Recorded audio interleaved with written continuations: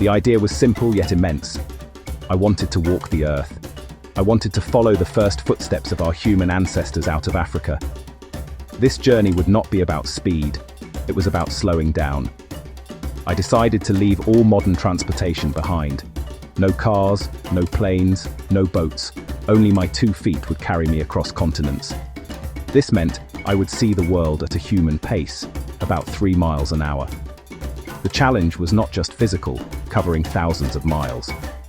It was a commitment to experience the world in its most raw and unfiltered form, one step at a time.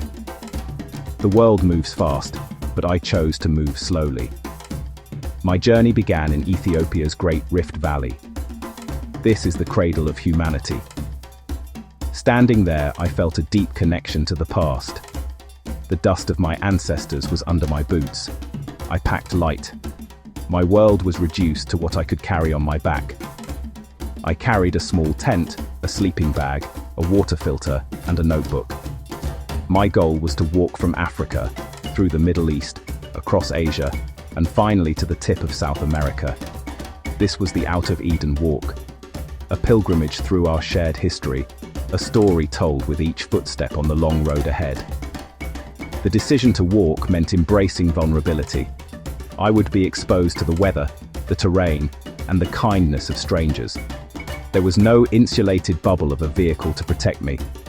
Every day was an improvisation. Every sunrise brought new landscapes and new challenges.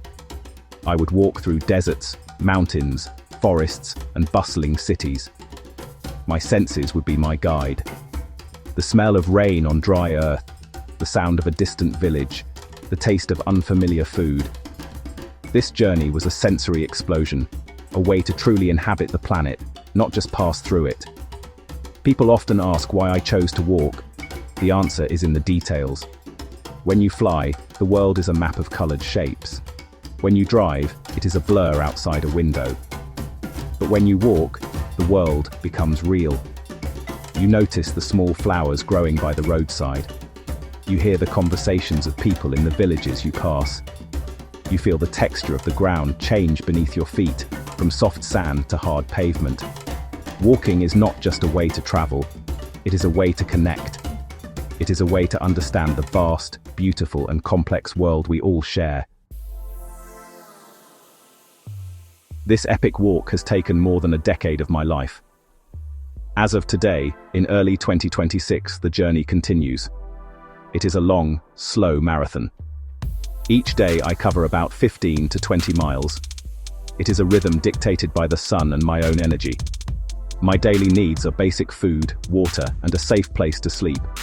Finding these essentials became the central challenge of my nomadic life.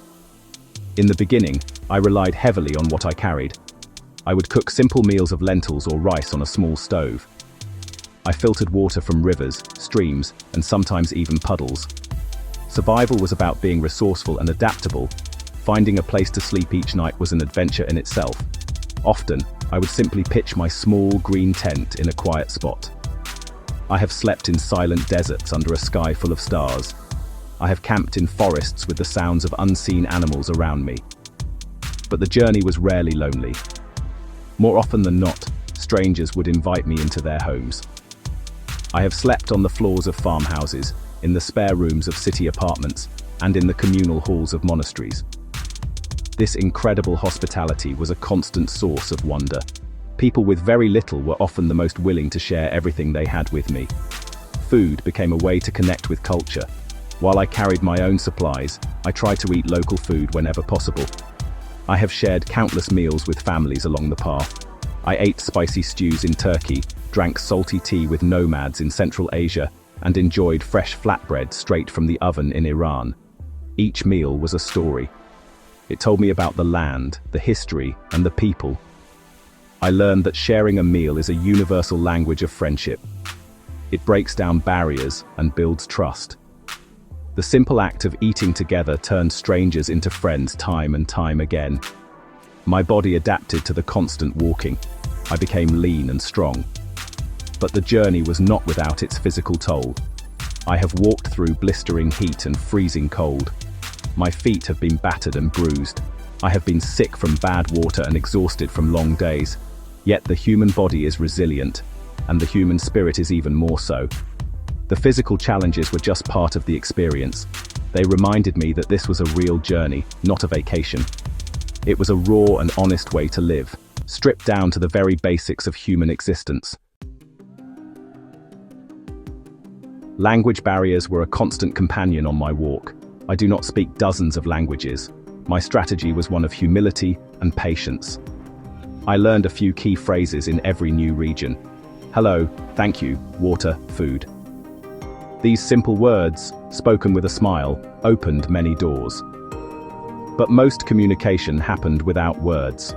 A gesture, a shared look, the act of pointing at a map. I learned that you can communicate a great deal with just your hands and your facial expressions. People are surprisingly good at understanding a stranger in need. They saw a tired walker, not a foreigner. Crossing international borders on foot was one of the most complex parts of the journey. It was a slow dance of bureaucracy.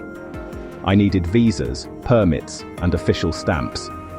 Sometimes I would have to wait weeks or even months for the right paperwork to be approved.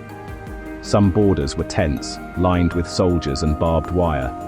Others were simple lines in the dust. Each crossing was a reminder of the political lines we draw across the natural landscape. These invisible lines can be powerful barriers, but they could not stop a determined walker. I learned to be patient and to respect the rules of each country I entered. I met thousands of people. Each person was a window into a different life. I walked with goat herders in Afghanistan, fishermen in India, and coffee farmers in Myanmar. I listened to their stories, their hopes, and their fears. In a world often defined by headlines and stereotypes, my journey showed me a different reality. I saw that most people, everywhere, want the same things. They want safety for their families, a good future for their children, and a sense of community. The human connection I felt day after day was the most powerful discovery of my walk. There were many memorable moments. I remember a group of children in a remote Pakistani village who had never seen a foreigner before. They followed me for miles, laughing and chattering with curiosity. I remember a farmer in China who insisted I take a bag of fresh apples for my journey, refusing any payment. These small acts of kindness are the memories that fuel me. They are the stories that I carry with me, more valuable than any souvenir. They prove that despite our differences in culture or language, a shared humanity connects us all. This long walk has fundamentally changed me. It has stripped away my assumptions about the world. Before, I saw the world as a collection of countries, a map of separate places. Now I see it as one continuous landscape. I have physically walked the connections between a village in Africa and a town in the Middle East. I have seen how cultures blend into one another, how ideas travel, and how history flows across the land. The world feels smaller now, but also infinitely more detailed and interconnected. My perspective has shifted from a global view to a ground-level one. The journey has taught me the power of slowness. In our fast-paced world, we are always rushing to the next thing. We miss the beauty in the small details. Walking forced me to slow down and pay attention. I learned to read the landscape, to notice the changing seasons, and to appreciate the simple rhythm of a day.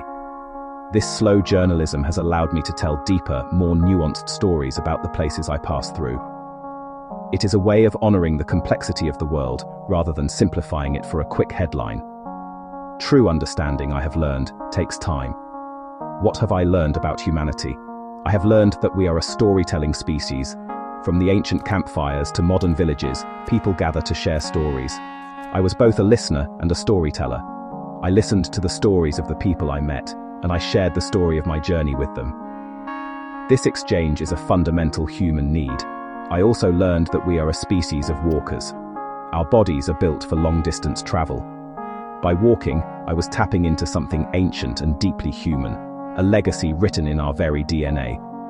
As I continue my walk toward the tip of South America, I carry the world within me. I carry the faces of the people I have met, the taste of the food I have shared, and the feel of the thousands of miles of earth I have crossed. This journey is not just about reaching a destination. It is about the process itself. It is about bearing witness to our world in the 21st century, one step at a time. Walking the Earth has been the greatest education of my life. It taught me that our planet is a home worth exploring, and its people are a family worth knowing.